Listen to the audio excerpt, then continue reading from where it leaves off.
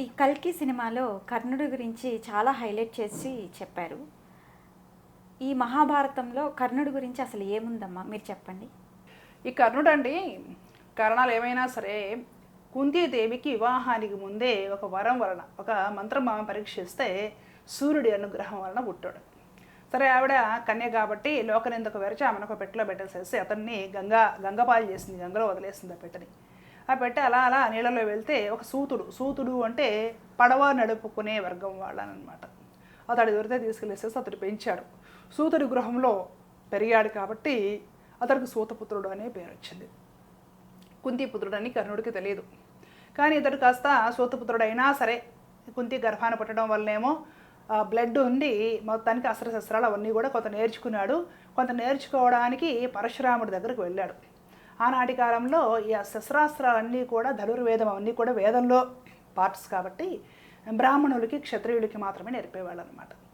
ఇతడు ఏదో ఒక తన సూత అని తన కులం పేరు చెప్పేస్తే నేర్పరనుకున్నాడో ఏమో మరి, పరశురాముడు గురువు దగ్గరికి వెళ్ళి అబద్ధం చెప్పాడు. నేను బ్రాహ్మణుడిని నేర్పనని చెప్పాడు. అతడు నమ్మి నేర్పుతూ ఉన్నాడు. సరే, ఒకసారి గురువుగారు కాసేపు తనతో అభ్యాసం చేయించిన తర్వాత అలసిపోయి శిష్యుడు ఒళ్ళో తలబెట్టుకొని పడుకున్నాడు. శిష్యుడు విసనకర్రతో వీస్తూ గురువుగారికి సేవ చేస్తున్నాడు. ఆ సమయానికి ఒక పురుగు వచ్చేసి తొలిచి మరీ బాగా కర్ణుడిని కొట్టేసింది. కర్ణుడి కాళ్ళలో నుండి అలాగా రక్తం పోతూ ఉంది. ఎంత రక్తం పోతున్నా సరే లేస్తే గురువుగారికి మెలకు వస్తుందేమో అనేసి లేవకుండా సహించి కూర్చున్నాడు. కాసేపటికి ఆ రక్తం వాసన వచ్చిందో ఏమో గురువుగారు లేచి కూర్చొని చూస్తే ధారగా కర్ణుడి తొడ నుండి కళ్ళలో నుండి రక్తం వెళ్ళిపోతుంది, పురుగు తొలుస్తూ ఉంది. సరే, చూశాడు. పాపము ఈ శిష్యుడి పరిస్థితికి జాలిపడ్డాడు. తర్వాత దీనికి అనుమానం వచ్చింది.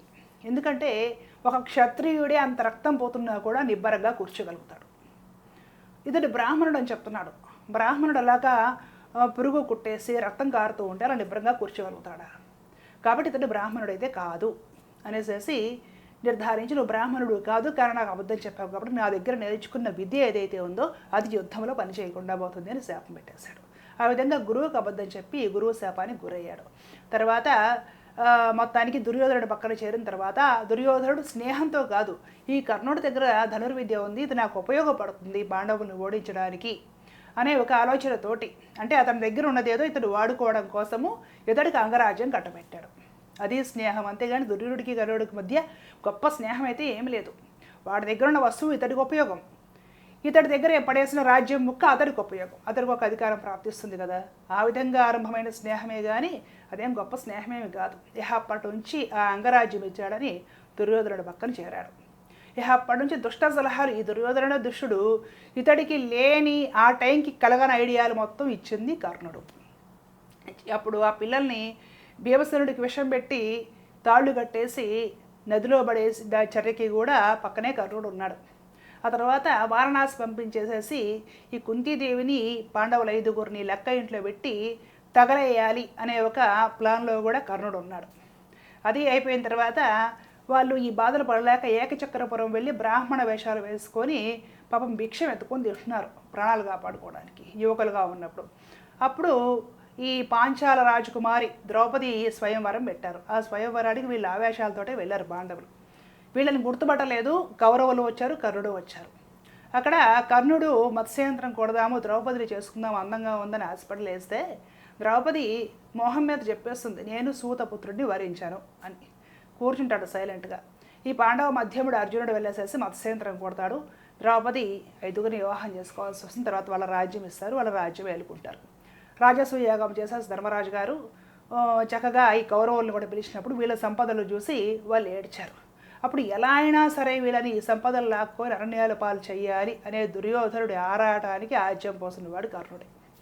చక్కగా ప్లాన్ చేసుకొని శకుంతోడకడు కలిసి దుష్ట చతుష్టయం ఎవరైతే ఉన్నారో దుర్యోధనుడు, దుశ్శాసనుడు, కర్ణుడు, శకుని చక్కగా ఈ పాచకల ఆటలో ధర్మరాజుని మాయ చేసి ఓడించి వాళ్ళ రాజ్యం అంతా హరించి సంపదలు హరించి వాళ్ళని అక్కడ కూర్చోబెట్టారు నేల మీద.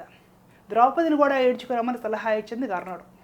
బరాబరా రజస్వలుగా ఉన్న ద్రౌపదిని జుట్టు పట్టుకొని దుశ్శాసనుడు ఈడ్చుకొచ్చాడు. తర్వాత నగ్నంగా ఈమెను బట్టలు లేకుండా నుంచోబెట్టాలి అని సలహా ఇచ్చిన వాడు కూడా కర్ణుడే. ఎందుకంటే ద్రౌపది మీద కర్ణుడి కోపం. ఏదో అందంగా ఉంది చేసుకుందాం మత్స్యంత్రం కొట్టి ట్రై చేద్దామని నిలబడితే నేను సూతపుత్రుడిని వరించను అని ఆమె సభలో అందరి ముందు చెప్పిందిగా, అది వీడికి కోపము. ఇప్పుడు దీన్ని బట్టలు తీసి నుంచోబెట్టాలి అని చెప్పిన వాడు కర్ణుడు. సరే బట్టలు తీయడానికి ప్రయత్నం చేస్తుంటే కృష్ణ పరమాత్మ వస్త్రాలు ఇచ్చి అక్షయంగా ద్రౌపదిని అనుగ్రహించాడు. అయిపోయిన తర్వాత వీళ్ళు వనాలకు వెళ్ళారు. వీళ్ళు ద్రౌపది వస్త్రాలు లాగుతూ ఉంటే ఆమె శేర మీదన కనపడుతుందేమో చూద్దామని ఈ కర్ణుడు ఆరాడంగా గుడ్లగోప కళ్ళు వేసుకొని చూస్తుంటే వాడి నోట్లో నుండి జొల్లు కూడా కారిందట. ఆ విషయం యుద్ధం జరిగేటప్పుడు కృష్ణుడే అడుగుతాడు, వరే నువ్వు అప్పుడు అలా చేస్తావు కదరా, నీకు ధర్మం ఎక్కడుందిరా అని లాస్ట్లో కృష్ణుడే అడుగుతాడు ఆ విషయం. అలాంటి స్వభావం ఉన్నవాడు కర్ణుడు. కర్ణుడు అసలు ఏ యుద్ధంలో కూడా గెలవలేదు. గొప్ప శస్త్రాస్త్రాలు ఏవి కర్ణుడి దగ్గర లేవు. ఇక వాళ్ళు అరణ్యానికి వెళ్తే అక్కడ సుఖంగా ఉండనీయకుండా ఘోషయాత్ర పేరుతోటి దుర్యోధనుడిని అక్కడికి కూడా తీసుకెళ్ళి పాండవుల దగ్గరలోనే డేరాలు గుడారాలు వేసుకుని వీళ్ళ వైభవం అంతా చాటుకోవాలి పాండవుల ముందు అని ప్లాన్ చేసింది కూడా కర్ణుడే. అక్కడికి వెళితే ఈ దుర్యోధనుడిని గంధర్వులు బంధించారు. బంధిస్తే ఏమైంది, కర్ణుడు ఎస్కేప్ అయిపోయాడు, కాపాడలేదు. దుర్యోధనుడిని కాపాడకుండా నా ప్రాణాలు కాపాడుకుందాం గంధర్వులు వచ్చి మీద పడ్డాడని ఎస్కేప్ అయిపోయాడు.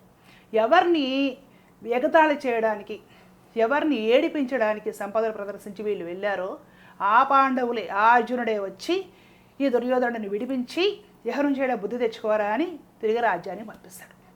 వెళ్ళిన దుర్యోధనుడితో కూడా వెళ్ళిన కర్ణుడు ఎస్కేప్ అయిపోయాడు. అది కర్ణుడి బుద్ధి అక్కడ అయిపోయింది. సరే వీళ్ళు అరణ్యవాసాలు అజ్ఞాతవాసం చేస్తున్నారు విరాటరాజు కొలువులు.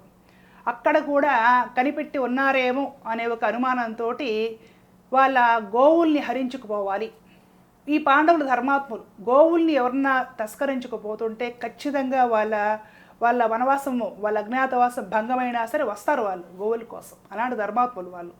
కాబట్టి వాళ్ళు వస్తారు కదా అని వాళ్ళ ధర్మాన్ని, వాళ్ళ బలహీనతని ఆసరాగా చేసుకొని విరాటరాజు గోవుల్ని హరించడానికి వాళ్ళ మీదకి యుద్ధానికి కర్ణుడు దుర్యోధనుడు మొత్తాన్ని వచ్చారు. అప్పటికే వీళ్ళు ధర్మాత్ములు కాబట్టి వీళ్ళకి అధిక మాసాలతో సహా కంప్లీట్ అయిపోయింది. ఏమిటి, అజ్ఞాతవాసం అయిపోయిన తర్వాత ఈ బ్రహ్మణులుగా ఉన్న అర్జునుడు బయటకు వచ్చి ఉత్తర గోగ్రహణంలో వీళ్ళందరినీ ఓడించి గోవుల్ని తీసుకొచ్చి విరాటరాజుకి అప్పచెప్పాడు. ఆ యుద్ధంలో కూడా దుర్యోధనుడిని కర్ణుడిని అన్నాలు కందమూలాలు తిని బతికిన అర్జునుడు ఓడించాడు. ఎక్కడికి గెలిచాడంటే కర్ణుడు. ఎలాగా కర్ణుడు హీరో అవుతాడు, పరాక్రమవంతుడు అవుతాడు, సైలెంట్గా తిరిగి రాజ్యానికి వెళ్ళిపోయారు. అయిపోయింది.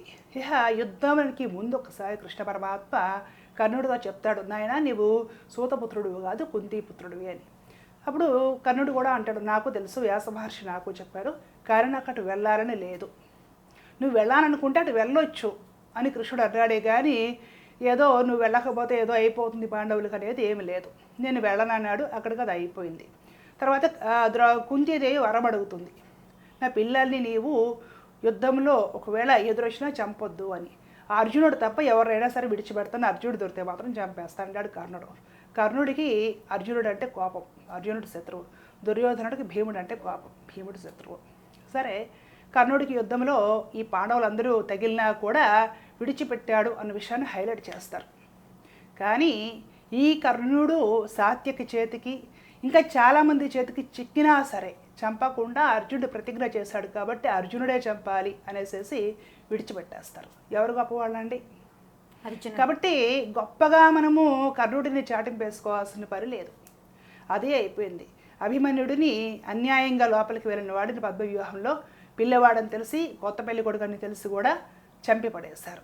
ఇలాగ అన్ని రకాలుగా చేసి ఇంకొకటి ఏమిటి, భీష్ముడు ఏదో నువ్వు అర్ధరథుడివి అని ఒక మాట అన్నాడు అనేసి, నువ్వు నన్ను ఇంత మాట అంటావా, అవమానిస్తావా, నీవు యుద్ధంలో పడిపోయేంతవరకు నేను యుద్ధానికి రాను అని భీష్మించి కూర్చున్నాడే కానీ, అంటే అన్నాడులే పెద్ద అయినా మనకి దుర్యోధనుడు ఫ్రెండ్ కదా, దుర్యోధనుడు కోసం యుద్ధం చేయకపోతే ఎలాగంటే దుర్యోధనుడి గురించి ఇతడు ఆలోచించలేదు. ఇతడిని ఏదో భీష్ముడు అన్నాడట, ఇతడు కోపం వచ్చి యుద్ధం అనేసి కూర్చున్నాడు, నీవు పోయేంతవరకు నేను యుద్ధం చేయను అని కూర్చున్నాడు. అలాంటి వాడు కర్ణుడు.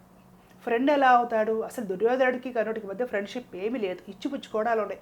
వాడి దగ్గరది వీడు వాడాడు, వీడి దగ్గరది వాడు వాడారు, అంతే వాడుకున్నారు ఒకళ్ళొకళ్ళు చివరి వరకును.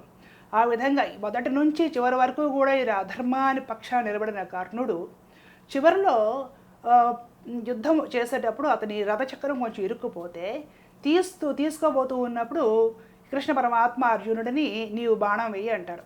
అప్పుడు అడుగుతాడు కర్ణుడు, ఇదేమైనా ధర్మమా, నా రథచక్రం లాక్కుంటుంటే బాణం వేయమంటావు అంటే, అప్పుడు కృష్ణుడు ఇవన్నీ అడుగుతాడు, నాయన నీవు చేసిన పనులన్నీ ధర్మాలేనా? మొదటి నుండి నువ్వు చేస్తుందే అధర్మము.